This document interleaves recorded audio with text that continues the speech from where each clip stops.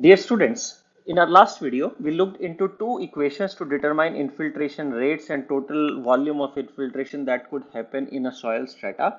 And here we will try to estimate the parameters with help of a specific example. So here we are given a problem that infiltration capacity of soil in small watershed is found to be 6 centimeter per hour before a storm started. Now, if you remember that I drew a curve last time, which looks something like this, that as the time passes, the infiltration would rate of infiltration ft would decay with respect to time, and if at time equal to 0, we can assume that whatever is the infiltration rate that is given to be is assumed to be f naught, and once it reaches some equilibrium we say that it is fc. Now we know that here f naught is given as 6 centimeter per hour.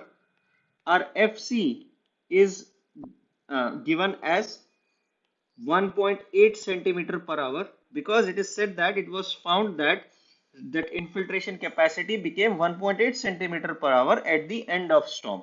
So this we can write 1.8 centimeter per hour. And it is also mentioned that the total infiltration or F that has happened over a period of 8 hours as 15 centimeter, and we have been asked to estimate the value of K or the decay constant of this curve. Now if you recall, we learned that we can estimate the rate of infiltration at any time as Fc plus F naught minus Fc e raised to power minus Kt. Now in this question, we have been given the total infiltration that has taken place. So we can say that 0 to t ft dt is equal to 15 centimeter for t equal to 8 in this setup. If we integrate the equation 1, we can say that f equal to fct plus f naught minus fc is constant. So within integral, we only worry about e to the power minus kt dt, and we will integrate it with the limit of 0 to t, which happens to be 0 to 8 in this case. Now we know this as 15 fct plus f naught minus fc is least of our worry, but if we integrate it, we can write this as 1 upon minus k, and this would be integral of e to the power minus kt with the limits of 0 to 8.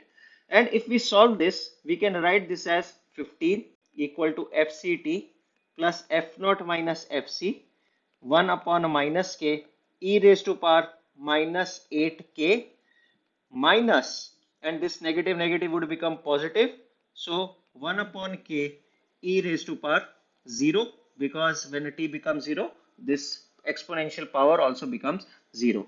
Now if you look at this e raised to power minus 8, it makes sense that this is going to be a very small number which we can approximate by 0. Hence, we can write this as 15 equal to FCT plus F naught minus FC into 1 upon K. And now we know that this time is also going to be 8. So this becomes 15 equal to FCT into 8 plus F naught minus FC is known to us, which is 6 minus 1.8. Here I will also substitute this value as 1.8 for sake of completion, and this would be multiplied by 1 by k, and we can solve for k, and in this case k comes out to be 0.88 per hour. Now here you see that this k is not the coefficient of conductivity, but as I mentioned in our last video that capital K has the units of speed, millimeter per day, millimeter per hour, and so on, whereas our small k has the unit of decay, which is just per unit time.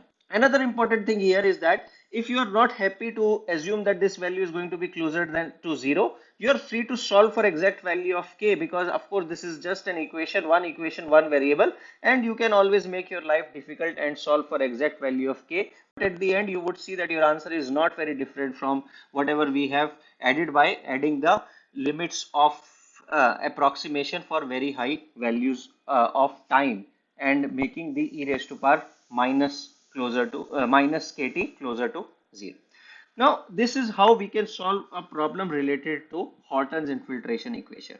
We also learned that Phillips equation, on the other hand, instead of assuming an exponential decay, says that ft can be approximated as St raised to power 1 by 2 plus Kt, which implies we can write Ft as 1 by 2 S T raised to power minus 1 by 2 plus K, and this becomes Phillips equation. Now, what we need to understand here is that in this case, our K is indeed the hydraulic conductivity.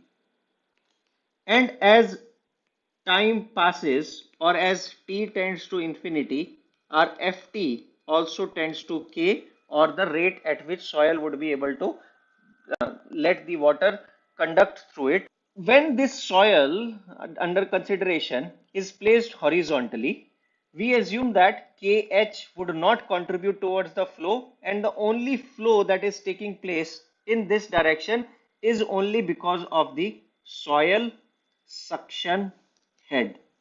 And hence, for horizontal flows, Phillips equation is further simplified to that total infiltration that has happened up to time t can be written as St raised to power 1 by 2, where K becomes equal to 0, and hence Ft again can be written as 1 by 2 St raised to power minus 1 by 2. And generally what we do in field settings, first of all we set up our experiment horizontally.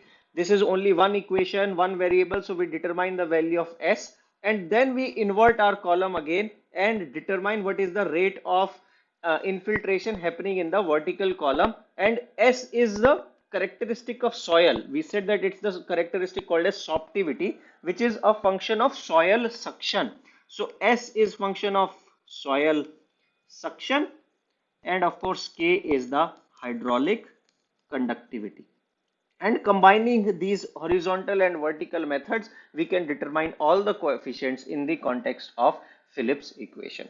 Now, both Phillips equation and Horton's equation, their solutions are obtained by making some approximation to the Richards equation.